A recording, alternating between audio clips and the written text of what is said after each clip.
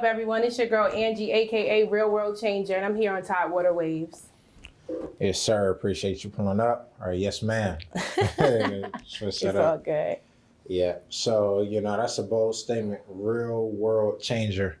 But, before we get into all of that, we'll get into who you are. Who are you and where you from?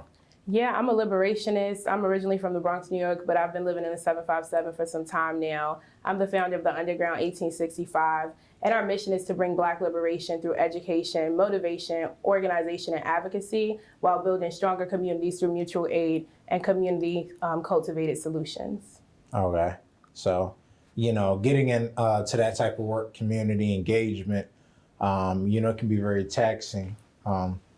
So what led you into that field? I feel like all of my life I've been doing this type of work. Like when I was younger, I remember in 8th grade, I started a petition because they started assigned seating in the cafeteria, right? And I was like, I'm not with that.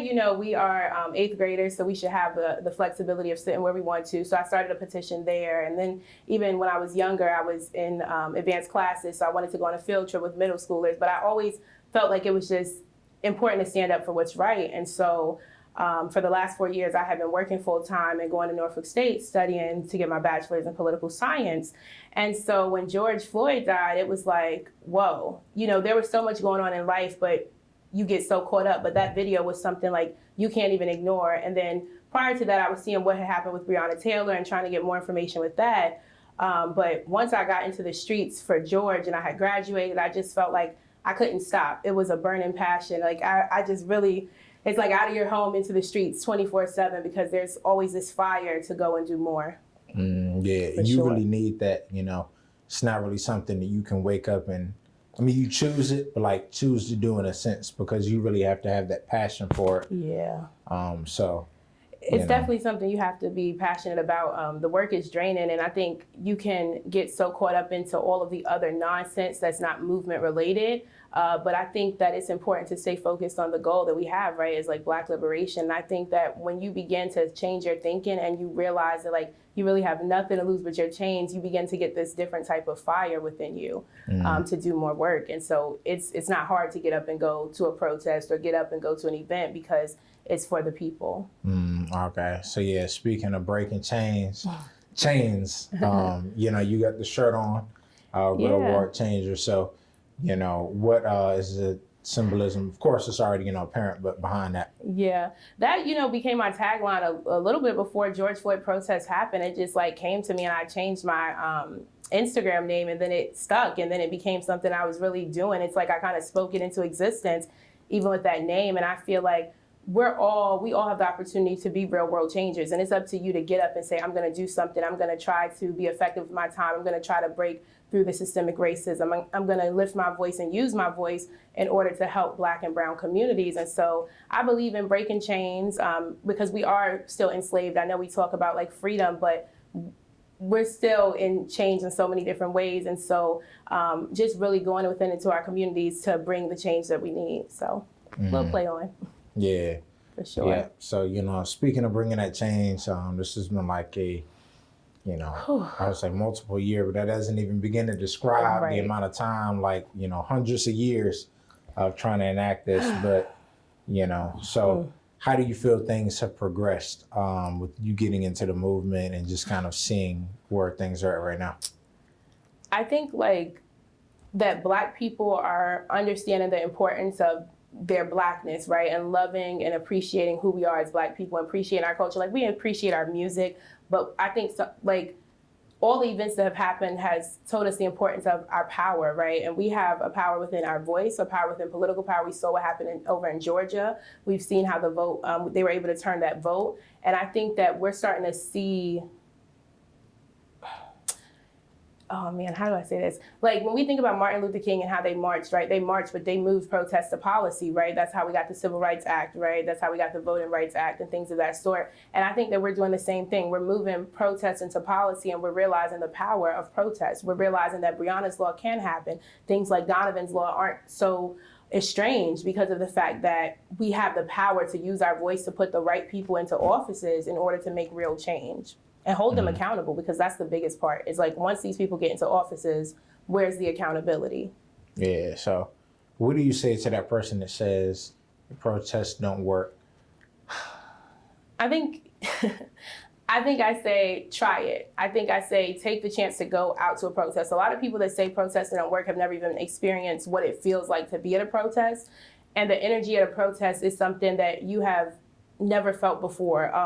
The high vibrations, the energy of the people, the community that you're building, it's so powerful. But then also when we look at what has happened in different states, anytime you're trying to lobby around an issue, you get people to protest. You have people when they're fed up, they start picketing. You have people that begin to fight in those different ways. And so it definitely works. We can look at the history of how protest has literally moved things into policy. Martin Luther King and them weren't just boycotting for any reason, right? They stayed off of those buses in order to bring real change and to make sure that we could have the changes that we're still fighting for today, but we have progressed. Like, I'm not going to say that they did everything, right? We're still fighting for change. We're fighting for growth, but they laid a path for us to be able to do this.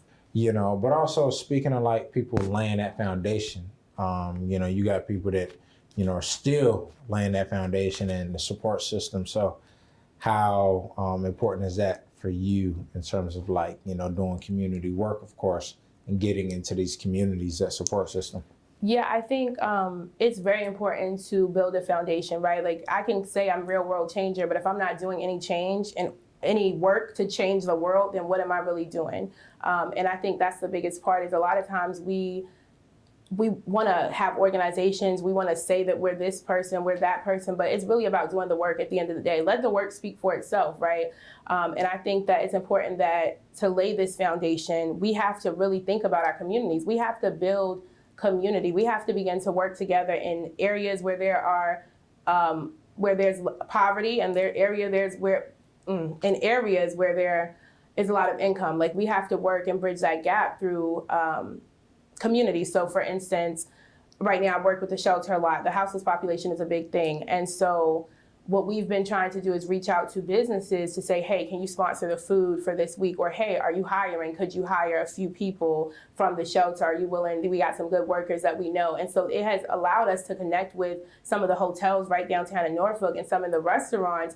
And we've now built a community where, like, KFC dropped off a bunch of food one day. And so now people are starting to see, like, these people are trying, this homeless population, this houseless population, is trying to do something different. And if we work together, we can create something better for the people all together. So I think that foundation starts with, like, building community, going into your community and getting to know people, right? You have to know the people that you're trying to help. And if you don't know what they need, then you really can't do anything for them. You can't create a plan if you don't even know what the people within the neighborhoods you're trying to serve really genuinely need.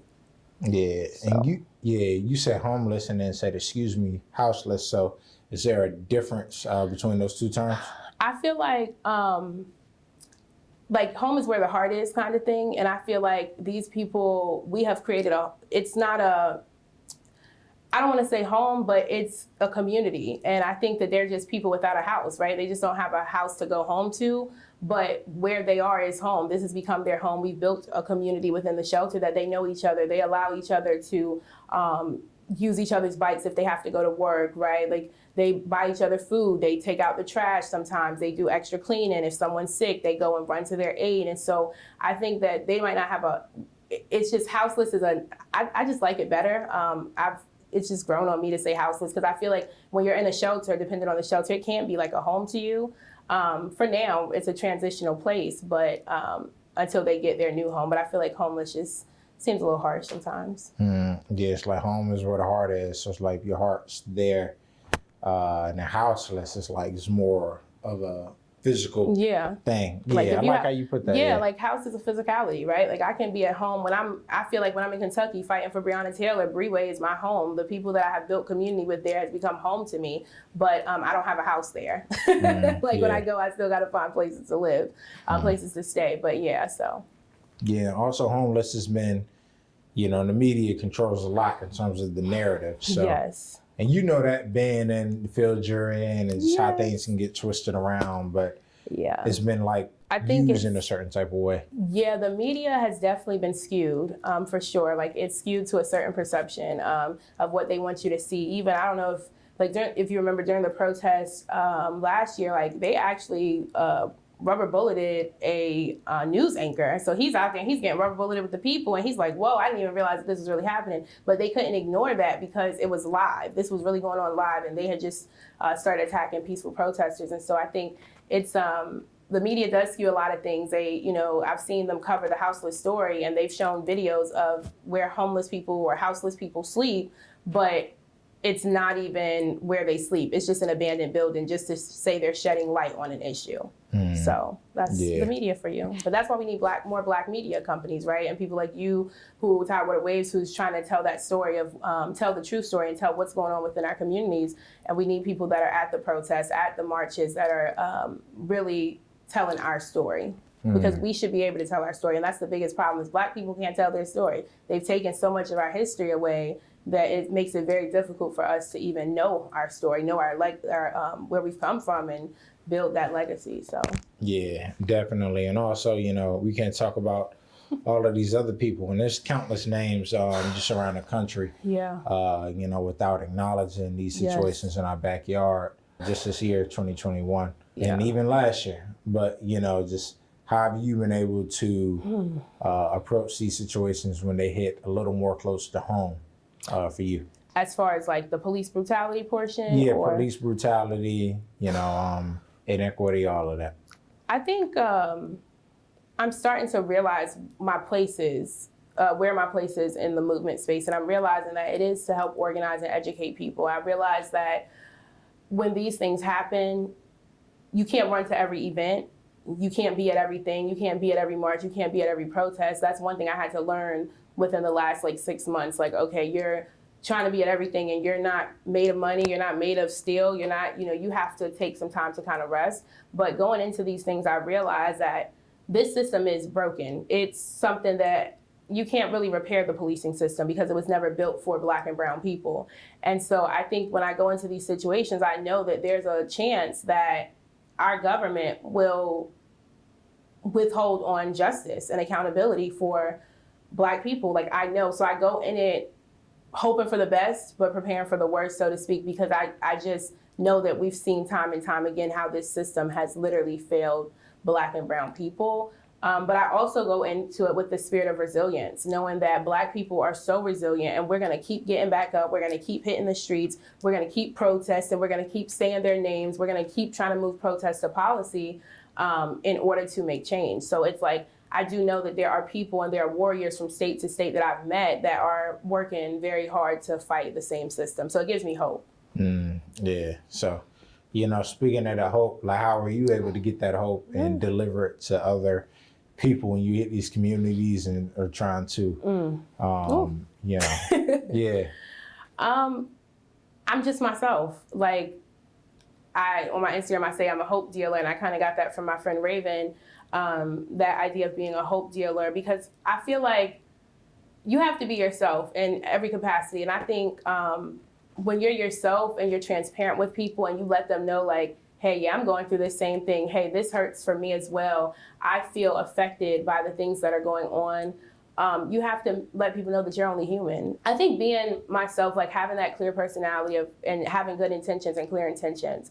When I meet people, my intention is always to meet them, right? And if they need help, then my intention is to go in with the heart of let's help. What can we do to be a resource for people? And that's the biggest thing. Or how can I make someone's day better? I think I move with that idea or that mindset, that question in my head every day. How can I make someone's day better? And I think we have to really do that as well, because we're going through a lot of stuff. But if you make someone else's day better, I realize that it makes you feel so much better. The uplifting another person is just I think the feeling I get from giving off hope and seeing people smile and their reaction to just whatever energy I'm bringing or whatever hope I'm dealing, so to speak, is where I get that joy and that hope from, that peace. It's weird. Yeah. But yeah, with this, you, like you said, have to have that passion. So who or what are some of your inspirations or people that you may pull from or study, how to approach these situations? Yeah, well, I definitely love Angela Davis, of course. I just have to say that. She's, one of my favorite quotes by her is I'm no longer accepting the things I cannot change, but I'm changing the things I can no longer accept.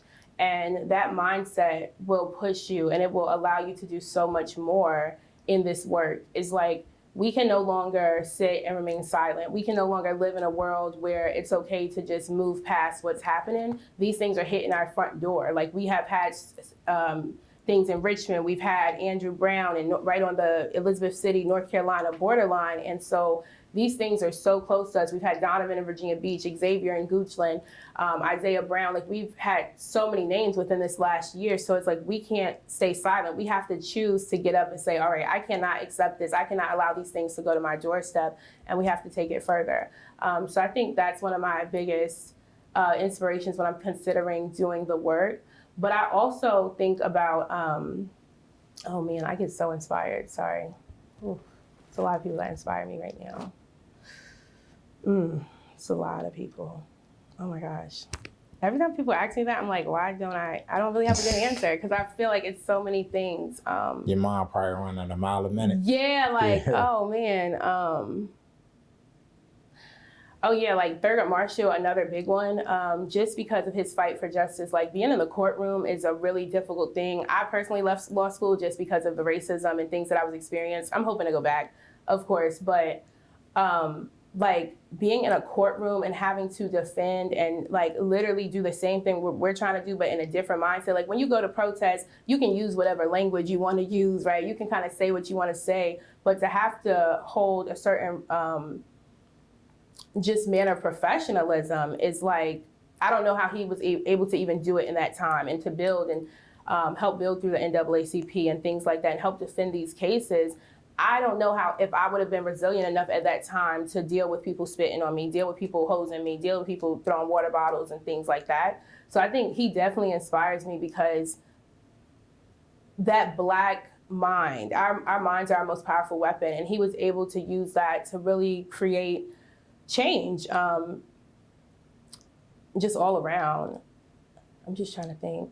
So much. Dang, I gotta write that question down. Like, actually think about that, because there's so many people that just inspire me. I mean, when I think about even the work that's being done today, you know, I see like people like Tamika Mallory and Until Freedom, Linda Sarsour, and all of them. And like, I don't necessarily agree with everything they do, right? Like, because we're all human, we're not gonna always agree. But they inspire me because they know how to do mass mobilization. They know how to get people where they need them to go to stand up and stand in solidarity. And so I think that's so inspiring to see that that happen as well, just with that whole entity. Another great inspiration would be Stephanie Morales. She's the Commonwealth Attorney for Portsmouth, I believe, and she has been like just able to do so much in her role, as far as she was able to get the indictment for an officer-involved shooting. And those things are very, very hard to get, especially within our area. They're more often than not ruled justified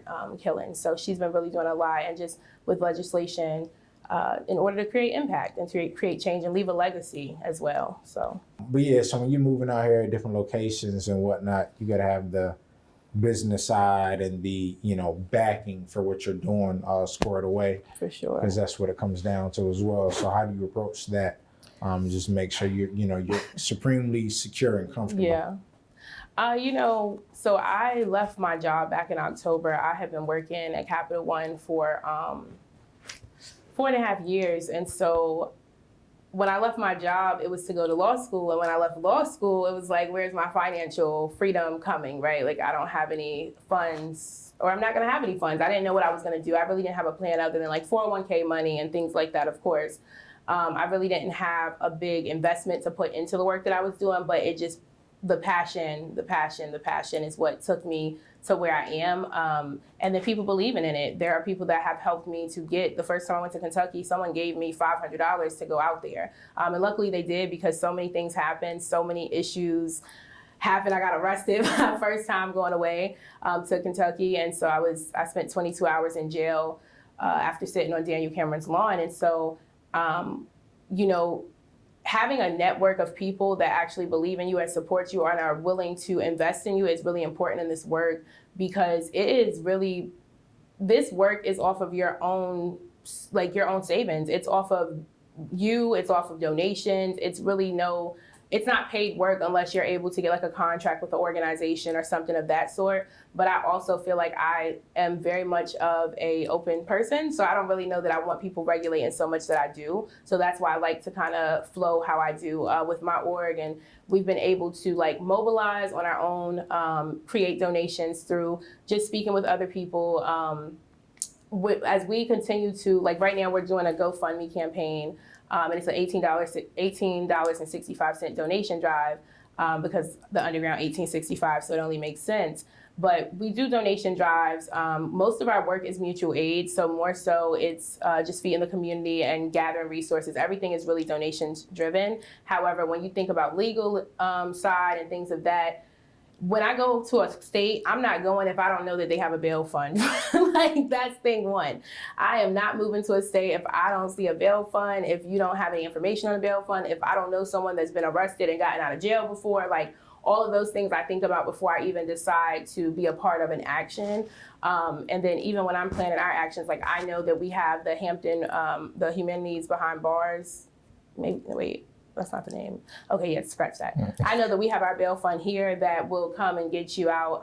Sometimes they're lacking in funds, though, so that can be difficult, but they definitely are there and they can walk anyone through the process of getting you out. But now I've been able to also find a lawyer who's like, hey, I'm on call for you. So if this does happen, I'll be there and I'll support you pro bono. And so it's been the help of pro bono lawyers. I've racked up 5 charges in the last year. I never really had a record. I never had any issues until protesting and fighting for my freedom. Like I really got the most charges while trying to protest and fight for justice. It's weird. It's America, right? So, yeah. So you already kind of spoke to this, but you know, in terms of getting those charges and having a record, you think it was worth it in terms of going that route? Would you change anything or your approach? No, I wouldn't. Assata Shakur said, it is our duty to fight for our freedom. It is our duty to win. We must love and support each other. We have nothing to lose but our chains. And I believe that it is our duty to fight. I believe that we have to stand up and fight back against every oppressive system. If they won't hear us by going and calling their offices, and they'll hear us when we stand in front of their grass, when we stand in front of these buildings, when we go and stop buying their items, stop purchasing from these certain businesses, then they will hear us when we hit their pockets, when we make it uncomfortable, where people don't want to come to their businesses anymore. Those things matter to me. I do it all over again. I still have been protesting. I actually have court in a few days for, what was it? Obstruction of a free passage of others in Virginia Beach. We were protesting for Donovan Lynch, and they detained about 5 people. And they let us all go, but they gave us a summons. And it's just like, you know, I personally feel like I'm not asking for my oppressor to give me the right to protest. I'm not asking for help dismantling this system. I'm telling you that we're going to dismantle it. I'm telling you that this is our objective, is to eradicate racism. And with that comes great responsibility. It means that we have to do things a little bit different. And I don't, when you ask for permission to protest, it's literally saying I'm going to ask for the right to be free. That's not an ask, that's a demand. It's supposed to be free. But I think when we're thinking about the 13th Amendment and slavery, like it frees some of the slaves, not all of the slaves, right? And so I think that it's important to understand that we are not free. And so until we lose these chains, we're going to continue to fight, and we have to continue to fight. We have to show that there's a need for policies to protect Black lives, right? Instead of, and why do I keep saying right? Oh my God. I've said that like a million times today. You need like confirmation. Yeah, like what? Hey, when you out there giving those speeches, it kind of just comes like, we got to do this right. That's what's so used to that. Oh man, the mindset of organizing, it's crazy. But yeah, we're not going to ask for someone to give us freedom. It's something that has to be taken. It's not something that people are willing to give. If that's the case, we wouldn't be standing in the streets screaming Black Lives Matter in 2021. So that's that. Mm-hmm. Yeah, definitely. So, you know, the term Black Lives Matter, do you think, because some people have a little criticism about it, since it's like, man, well, not saying from the point of view that all lives matter, but like, why do we even need to say this? It should be apparent. So, White people didn't start screaming that all lives matter until Black people started saying Black lives matter. And that's how I look at it. We're not saying that, we never said, and we're not saying that white people don't matter, brown people don't matter, Asians don't matter. We're not saying any of that. We're just saying that right now there is a war that's happening. Black people are being killed. And even though they make up way less of the population, they're being killed at an alarmingly higher rate than white people that make up most of the population. And so we're just simply saying that there's a specific emphasis that needs to be placed on the policing and the policies when considering Black lives. And,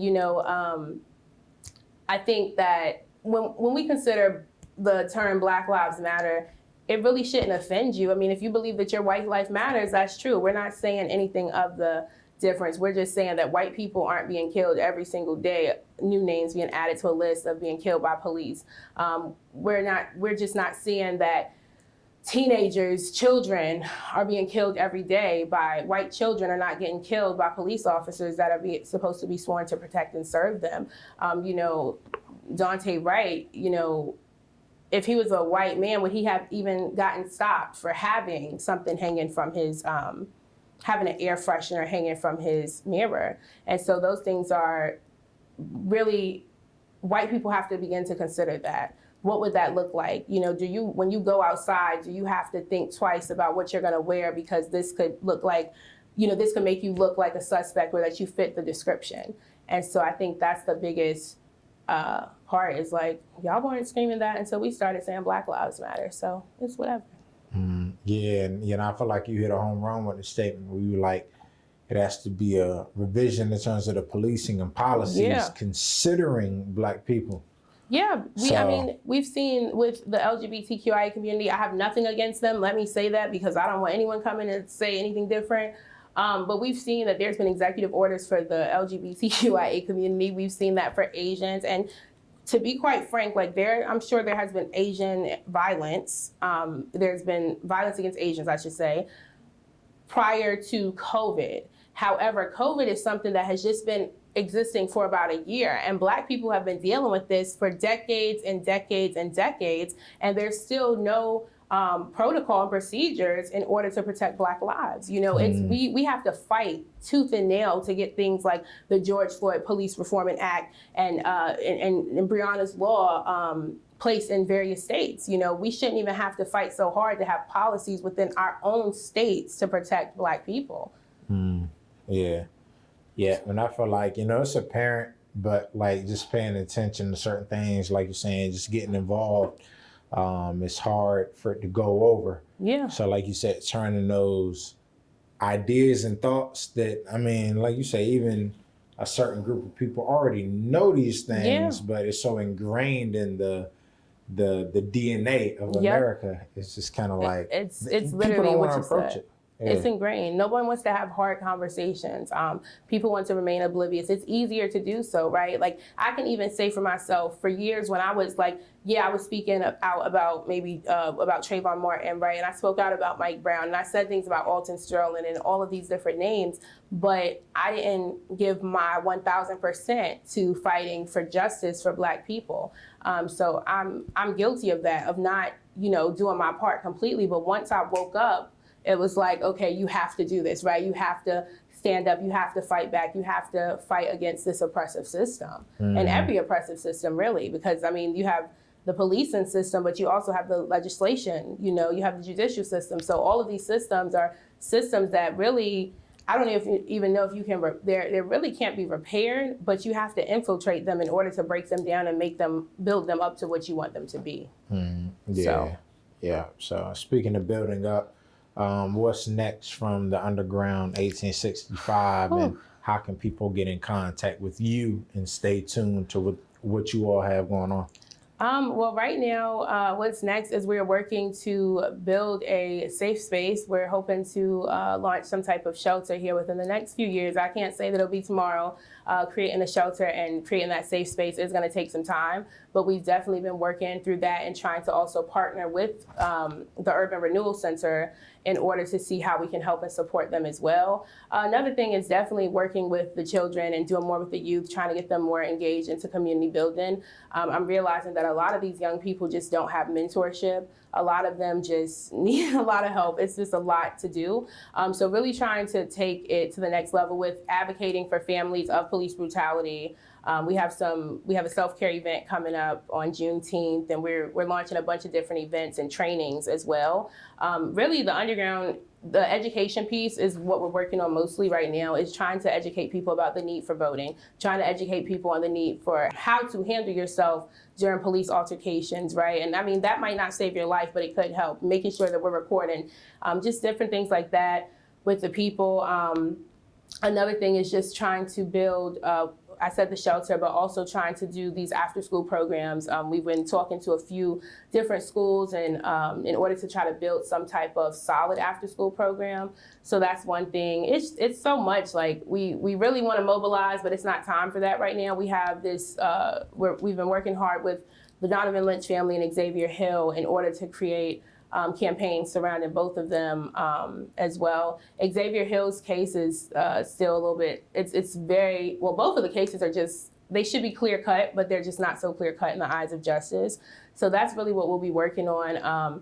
We're working on our vision, which is really to open up a space where we can do what we need to do, where it's for us and by us, and we can build that community that we need, as well as trying to launch a plan where we can feed at least 100 people a day.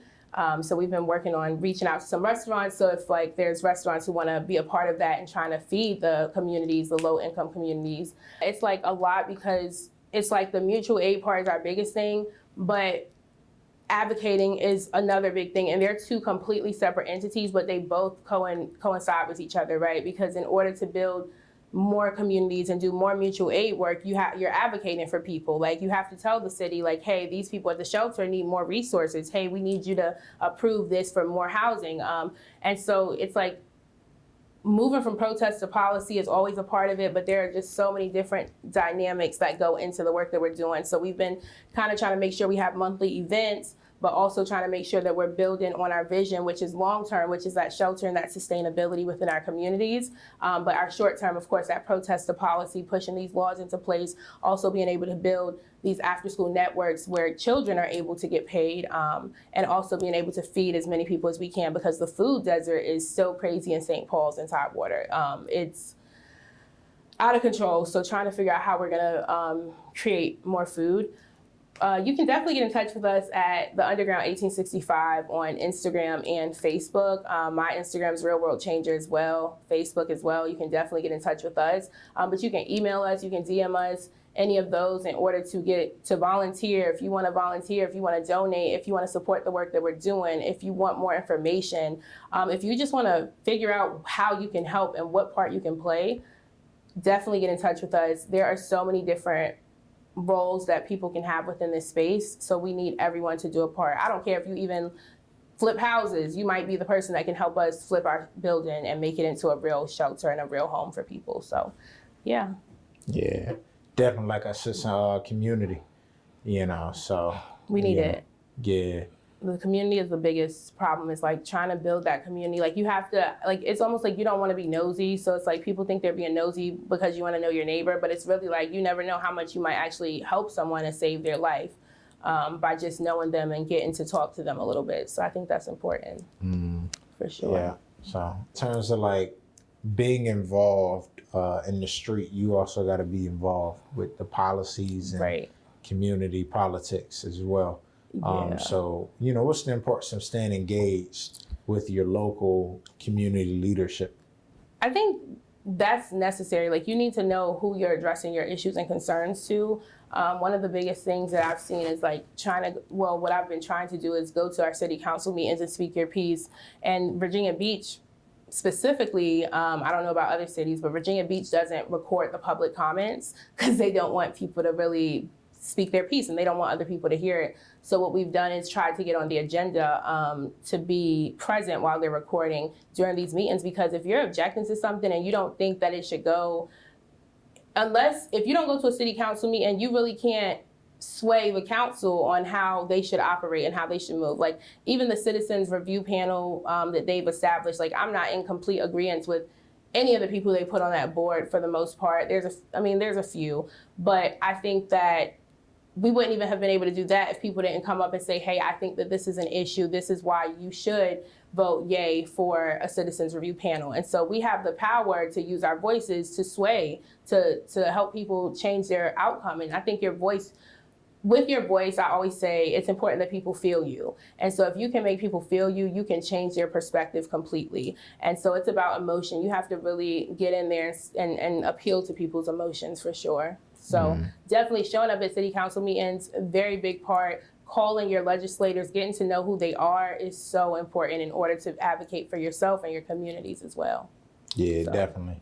You know, I feel like you really got to stay in tune on both sides and, you know, glad that you pulled up, just kind of clarified some things and gave an insight into someone that's really been on those front lines and it's hard. Really active. Yeah. It's hard, but it's doable. And, you know, I can encourage people to get out in the streets. You know, it's about to get warm outside. I know they're opening everything back up, but there are still Black people that are dying. So we still need to be standing up and fighting back against the police, against the oppressive systems, against the government, and all the things that they're doing that are causing harm to Black and brown communities, whether it be with voter suppression, whether it be with silencing voices during protests, whether it be some of the policies that are allowing people that run into protesters to walk free. We have to speak up, and we have to let our people in power know that we have the power, and the power does belong to the people, and that's why it's called a democracy. So we need to exercise our democratic power and definitely vote. Be sure to vote. There's a lot of people running for governor this year, so please vote.